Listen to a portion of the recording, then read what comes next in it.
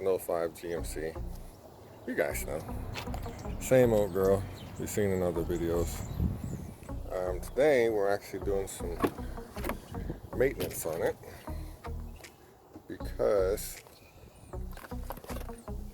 my Mass Air Fow sensor is giving me fits.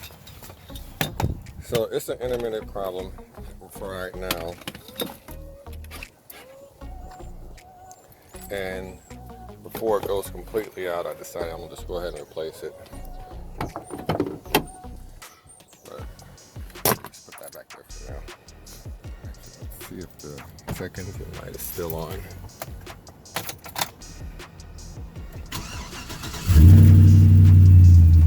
Phone unavailable. Check engine light's off right now.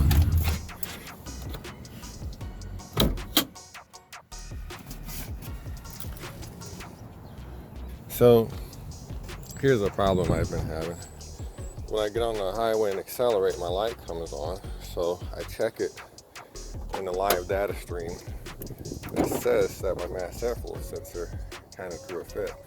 Now it could be because it has non-stock parts on it, which normally is the problem. So to fix it, what we're going to do is we're going to replace this Mass Air Fow sensor.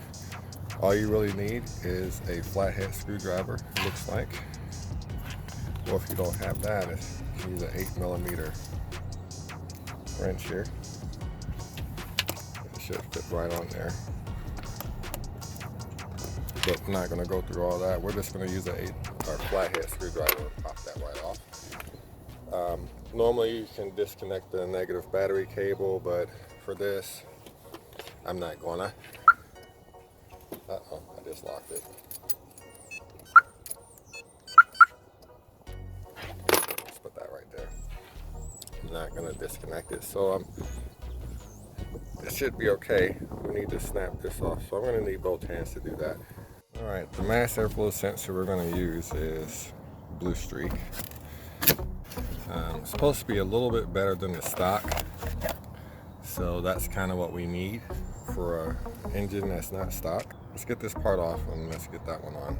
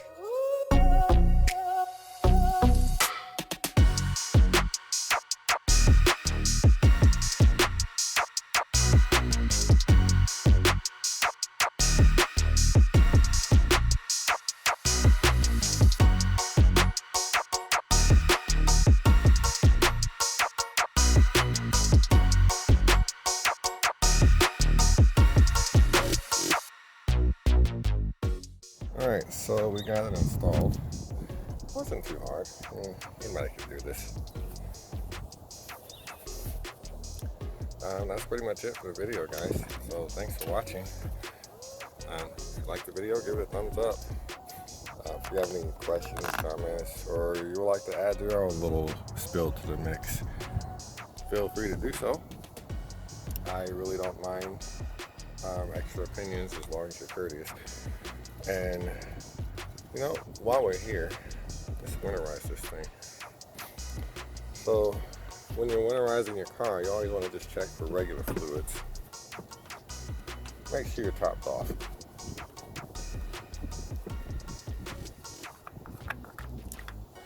And we are good there. Of course, GMs or these particular trucks use that orange coolant stuff, so make sure you get the right stuff. And yeah, we're at the fill line right here, so we're good. The line, if you want to know where it's at, is over here on this side here. So make sure you fill it to that line at least. Not too much over. I mean, if you do, it'll just bubble out and come out of this right here, so it's not that big of a deal. Make sure you got plenty of coolant. Let's check your oil.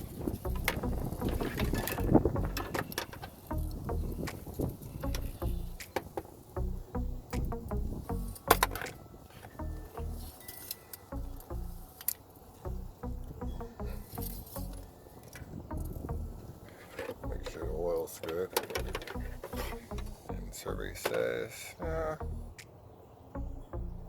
it's not too bad. Probably use a half or a quarter of a quart of oil, but I mean, for the most part, it's okay.